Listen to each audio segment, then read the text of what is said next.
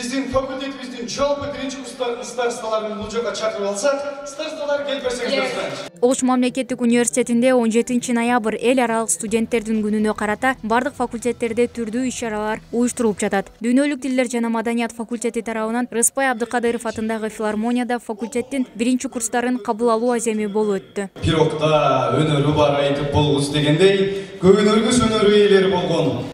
Салтанаттуу аземде факультеттин деканы мыкты билим алып, коомдук иштерге активдүү катышкан студенттерге номинацияларды, ардак грамоталарды тапшырды. Биздин факультеттин студенттери, котормочу студенттерибиз жакын арада бул өткөн Юг Экспого катышкан эле. Ошол жерде волонтер студент болуп, котормочу болуп катышкан эле. Ошол жактан дагы агайыбыз келип, биздин студенттерге ыраазычылык каттап келип, студенттерге кыйла мотивация болду деген ишеничтемин. Майрамдык иш-чара студенттер тарабынан даярдалган ыр-бей, кызыктуу оюн-зооктор менен коштолуп, келген көрүүчүлөргө жагымдуу маанай тартуулашты.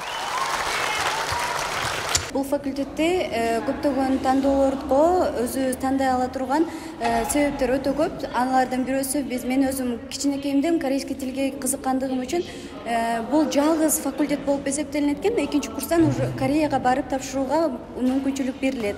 Ошондуктан бул жактагы эжекелер ошол Кореянын өзүнөн келип, өзү тилдер сүйлөгөн адамдар берилгени бул мен үчүн өтө кызыктуу болду. 70 жылдык тарыхы бар дүйнөлүк тилдер жана маданият факультети университеттин алдыңкы билим берүү борборлорунун бири. Быйылкы жылдын эсеби менен аталган факультетке 510 абитуриент окууга тапшырган. Мерим Айтмаматова, Нурсултан Бакай уулу, Ош жаңылыктары.